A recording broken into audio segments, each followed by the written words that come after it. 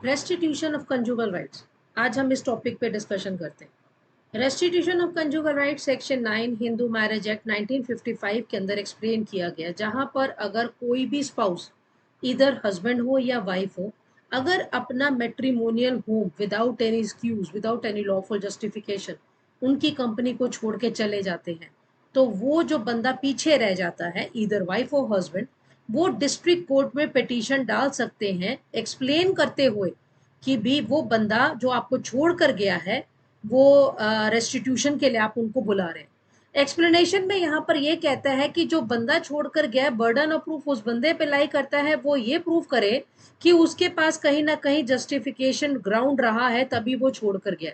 अब यहाँ पर दो बातें हमें समझना होगा, एक चीज आती है क्वेश्चन ऑफ लॉ और दूसरा आता है क्वेश्चन ऑफ फैक्ट। यहाँ पे आपके पास कोई एक्सक्यूज है या नहीं है, ये फैक्ट है। तो यहाँ पे जो क्वेश्चन बनता है it is question of fact, ना कि question of law. Question of law के लिए डिपेंड करता है, अगर कोई मैटर लिमिटेशन से रिलेटेड है, कोई मैटर अगर जुडिक्शन से लिमिटेड है, तब वो क्वेश्चन ऑफ लॉ आता है। कई बार हम स्टूडेंट्स को ये दिक्कत आ जाती है ये क्वेश्चन को समझने में कि क्या ये क्वेश्चन ऑफ फैक्ट है या क्वेश्चन ऑफ लॉ है। हमें सिर्फ एक चीज का यहाँ ध्यान रखना है, आपकी कहानी है, किसने किसको मारा, कौन किसका भाई, कौन किसकी बहन, किसने किसका क्या लिया, ये फैक्ट है, इसको प्रूव करना है। जैसे हमने अपने पिछले वीडियो में भी कहा था, फैक्टा प्रोबेंडा, इसका मतलब what has to be proved, लेकिन किस मीन से, फैक्टा प्रोबेंशिया वो नहीं बताना है, आपको सिर्फ फैक्टा प्रोबेंडा बताना है। यहां पर भी जो आपको बंदा छोड़ कर गया है, और जो बंदा छोड़ कर गया है बर्डन ऑफ प्रूफ उसके लिए, वो ये प्रूव करे कि जो बंदा पीछे रह गया है वो उसको क्यों परेशान करता है, कैसे परेशान करता है, या वो क्यों किस वजह से छोड़ कर गया। That is facta probanda. अब यहाँ पे कई केसेस आ जाते हैं। अब सोचने वाली बात है कि मान लीजिए आजकल तो वाइफ के लिए जॉब का ट्रेंड स्टार्ट हो गया है, वर्किंग वुमेन्स हो गई है, और क्या अब कोर्ट, अगर जो वर्किंग लेडीज हैं अगर वो अपना मैट्रिमोनियल घर छोड़ के कहीं और बाहर काम करने चली जाती हैं, और अगर पीछे से हस्बैंड इसी काम के लिए क्या सेक्शन 9 के अंदर केस डाल देते हैं रेस्टिट्यूशन ऑफ कंजुगल राइट्स के लिए कि भाई मेरी पत्नी मुझे छोड़ के चली गई क्योंकि वहां पे जॉब कर रही है, ठीक है जॉब कर रही है अच्छी बात है। अब आप उसको ये प्रेशराइज कर रहे हैं कि वो जॉब छोड़कर आपके पास वापस आए। सेम ऐसा एक केस पंजाब में 1964 में तीरथ कौर वर्सेस कृपाल सिंह के केस में चला गया।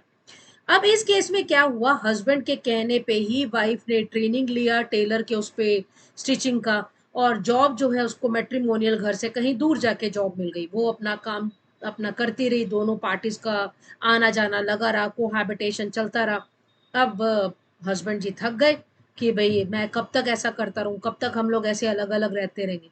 उन्होंने वाइफ पर प्रेशराइज करना स्टार्ट करा कि भी आप अपना जॉब छोड़ दो। वाइफ ने कहा कि भी आपके कहने से मैंने ट्रेनिंग ली, अब मुझे अच्छा जॉब मिल गया, अब मैं अर्निंग हैंड हो गई हूँ, मैं जॉब तो नहीं छोड़ूंगी। ठीक है कोई बात नहीं, पंजाब कोर्ट में मैटर डल गया। मुल्ला की बुक को रेफर करते हुए कोर्ट ने यहां तक भी कहा कि भी ये वाइफ की रिस्पॉन्सिबिलिटी बनती है कि वो अपने हस्बैंड के छत के नीचे रहे।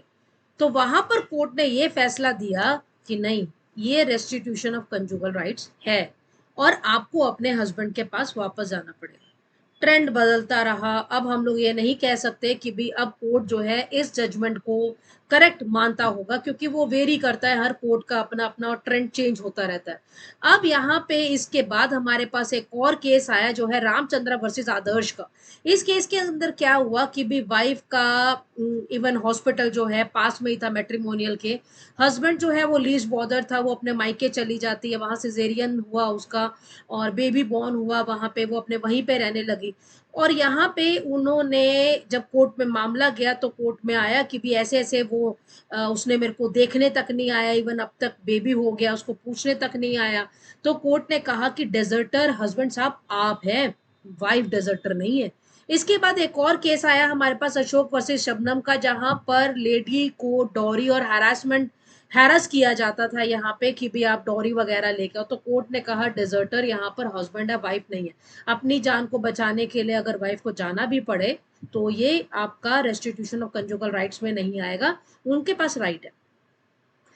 1983 में एक बहुत बड़ा एक मामला कोर्ट के आगे कॉन्स्टिट्यूशनल वैलिडिटी को चैलेंज करते हुए है, सेक्शन 9 का जो केस था, टी सरिता versus T Venkata Subbaiah.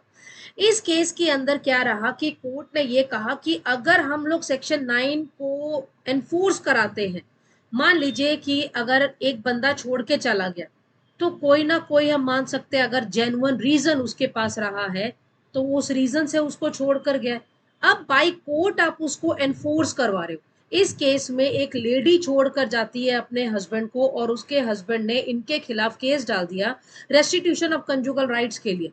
Court ने यहां तक भी पिन पॉइंट किया कि भी हम, मतलब क्या हम एक लेडी के लिए फोर्स कर सकते हैं कि भी वो अपनी ही बॉडी में बंधी हुई है, क्या अगर वो नहीं चाहती है अपने हस्बैंड के साथ, तो क्या आप उसको जबरदस्ती एनफोर्स करा सकते हैं? तो यहाँ पे टी सरिता वर्सेस टी वेंकटा सुब्बिया के आगे यही आया कि क्या एक लेडी अपनी ही बॉडी में बाइंड है, क्या वो डिप्राइव है अपने फ्रीडम के लिए, क्या वो बाहर उसको छोड़ के नहीं जा सकती है? अब क्वेश्चन ये आता है कि मान लीजिए अगर कोर्ट ने रेस्टिट्यूशन ऑफ कंजुगल राइट्स के लिए डिक्री कर दी है, क्योंकि सिविल मैटर है तो यहाँ पर डिक्री आती है। अब डिक्री अगर कोर्ट ने कर दिया है तो आप उसको एनफोर्स कैसे कराओगे, क्योंकि आपके पास एक साल भर का टाइम है, आप साल भर उसके लिए वेट करोगे। साल के अंदर अगर वो पार्टी आपके पास वापस नहीं आती तो आपके पास सीधा ही आपके पास सेक्शन 13 सब सेक्शन 2 में प्रोविजन है, आप उनसे डिवोर्स इस ग्राउंड पे ले सकते हैं। उसके अलावा अगर आप उसको सिर्फ ड्रैग ही करना चाहते हैं तो आप यहाँ पे ऑर्डर 21 रूल 32-33 के अंदर एग्जीक्यूशन का मैटर डाल सकते हैं, जहां पर उसकी प्रॉपर्टी को अटैच भी किया जा सकता है। Thank you.